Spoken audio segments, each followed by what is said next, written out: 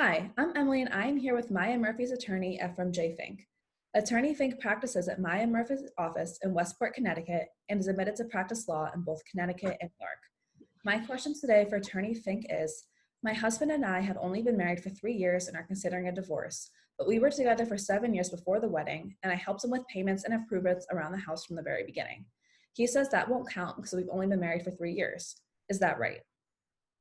Thank you, Emily. That's a great question.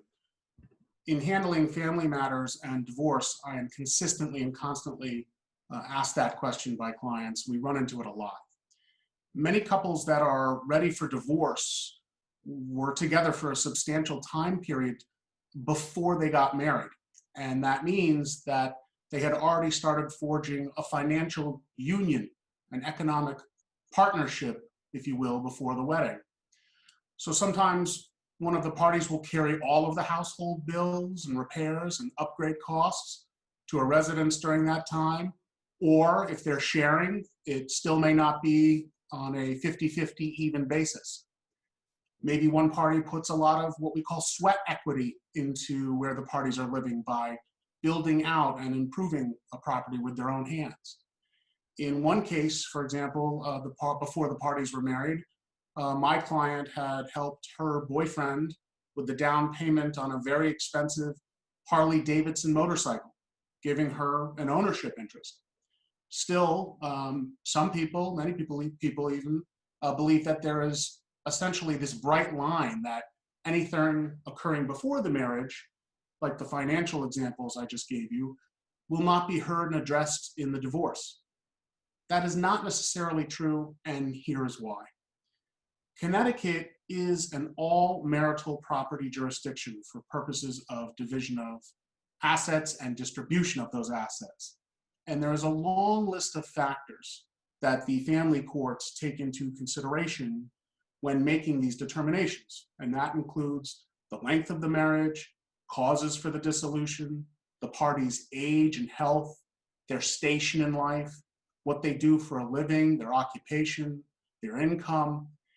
And two of these factors are called estate, the estate of the party, and the contribution of each party in the acquisition, preservation, or appreciation of their respective estates. Those two factors are the most important in this area for this question today. A person's estate is developed over many years, over their lifetime, not just after they got married. And the court needs to be reminded of that. To argue that a divorcing party may be entitled to an equitable distribution from premarital contribution on behalf of my clients, it's important to inform the other side and the court that they are not perfectly bound by a demarcation line of cohabitation versus post-marital property. Parties should not have to bring an independent cause of action or a separate lawsuit, in other words, for unjust enrichment or breach of a promise, when the divorce proceeding should consider the entire estate of each party and how it was built and what their contributions were. The Connecticut Family Division of the Superior Court is in the best position to disentangle married parties financially with respect to everything that occurred between them, even if that means looking back a few years at the economic relationship. So oftentimes you can convince a court that at least a few years before the marriage are part of their respective estates and their joined marital estate, even though the court may not want to go back a long time, 10 or 15 years.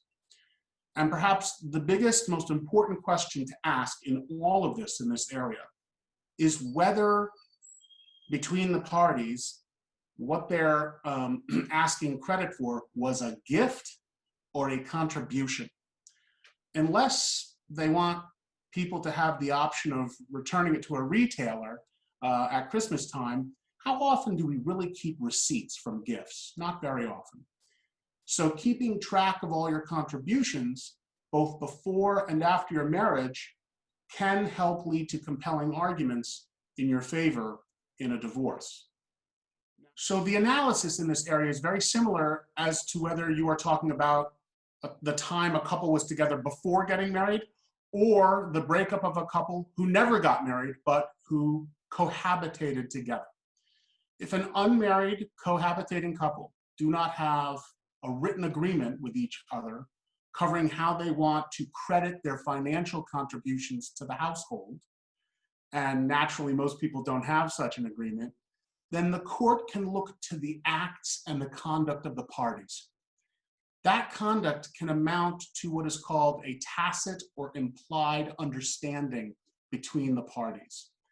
As one can imagine, the court must analyze a number of different factors to determine if an understanding exists between them, particularly an implied agreement between two unmarried domestic partners.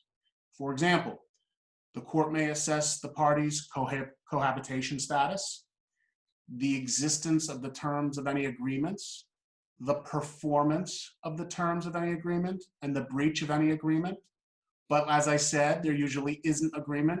So in order to assess if there was an understanding between the parties as to their rights and obligations, the court can consider if and how the parties acquired property, pooled their resources, and shared expenses, as well as how they conducted themselves overall. For example, did the parties publicly refer to their assets as their joint property? Or did they only attribute the property to one partner? Did one party cease working in order to render household and related services for the parties' joint benefit? Did the parties ever reach an understanding as to their rights in acquired property during their relationship? And the key, did either party keep any receipts and records of their financial contributions? And of course, was any of this memorialized in writing of any kind, even texts or emails? What does this mean for you if you are contemplating divorce, but you are concerned that your monetary contributions may not be fully acknowledged and recognized because you were together for years before the wedding? It means record keeping. I've said this before, it comes up a lot. It may not be the height of romance, of course, but keeping receipts and a well-maintained file on your contribution can save you a lot of heartache and money down the road if you are headed towards a dissolution of the marriage. So if you were together for years in a relationship before you got married, or you never got married, but either way, you are concerned about whether you will be made whole financially now that the relationship might be coming to an end, please call me at Maya Murphy PC at 203-221-3100 for a free consultation today.